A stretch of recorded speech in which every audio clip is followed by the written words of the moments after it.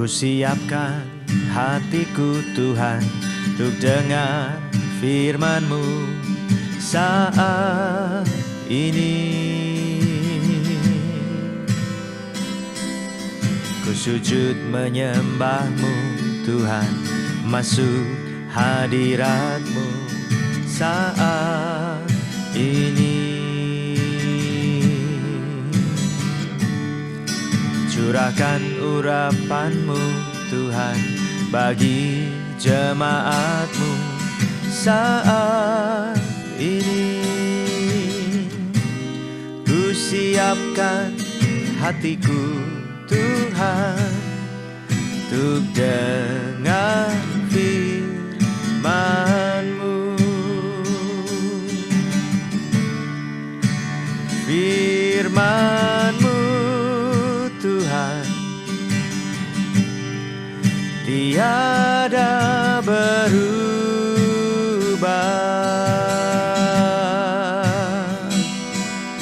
dahulu, sekarang, selama-lamanya tiada berubah. Firman-Mu Tuhan penolong hidupku. Ku siapkan hatiku Tuhan untuk dengar firman-Mu. Ku siapkan hatiku Tuhan untuk dengar firman-Mu. Ku siapkan hatiku Tuhan untuk dengar firman-Mu. Amin. Kita tahu bahwa tidak semua hal bisa dibeli dengan uang. Hikmat adalah salah satu contohnya. Seandainya hikmat bisa dibeli dengan uang, kalau kita nggak tahu cara menggunakannya, ya percuma.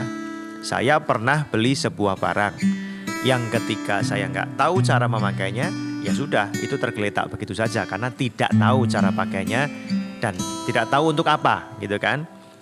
Nah, Amsal 17 ayat 6 berkata begini, apakah gunanya uang di tangan orang bebal untuk membeli hikmat, sedang ia tidak berakal budi.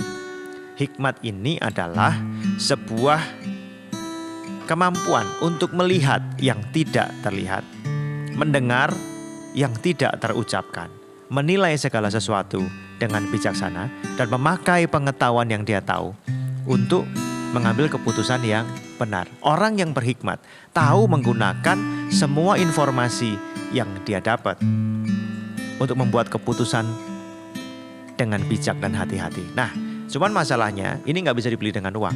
Dibelinya dengan apa? Dibelinya dengan kerendahan hati untuk mau mendengar, melihat ya lebih jauh. Kerendahan hati untuk berubah. Dibeli dengan apa? Kesabaran untuk berpikir dengan baik. Mau mendengar nasihat orang lain, betul kan ya? Harganya dibayar dengan itu, bukan dengan uang. Orang punya uang banyak, nggak bisa beli hikmat. Nah, jadi seandainya bisa dibeli, kan dia nggak bisa pakainya, nggak berguna kan? Makanya ayat ini mengingatkan kita, kalau kita pengen jadi orang yang berhikmat, harganya itu bukan uang, tetapi ya tadi kerendahan hati untuk mendengar, mau diajar, ya kan? Terus kemudian keterbukaan untuk dipulihkan sama Tuhan, berpikir dengan lebih panjang, melihat yang tidak terlihat, mendengar yang tidak terkatakan. Jadi kita bisa mengambil keputusan dengan benar. Contohnya begini, kita lihat nih orang selalu terlambat. Loh, terlambatnya orang tuh bukan selalu tanda dia nggak komitmen loh, bukan selalu tanda dia nggak disiplin. Pertanyaannya terlambatnya karena apa? Gitu loh. Kalau ternyata karena sebuah alasan yang mulia yang memang kita nggak bisa dengar langsung dari orang ini, ya jangan gampang-gampang kita menuduh dia nggak komitmen, nggak disiplin. Karena kadang-kadang terlambatnya orang itu sudah yang terbaik yang bisa dia beri untuk Tuhan. Mungkin dia nggak ngomong alasannya, rahasia. Tetapi orang yang bijak tahu menimba isi hati orang. Nah, hikmat itu ingat ya, dibayarnya dengan apa? Kerendahan hati, kesabaran, mau diajar, mau melihat lebih jauh, mendengar lebih lama, berpikir lebih lama, dengar nasihat orang. Nanti kita jadi orang yang bijaksana. Tuhan memberkati.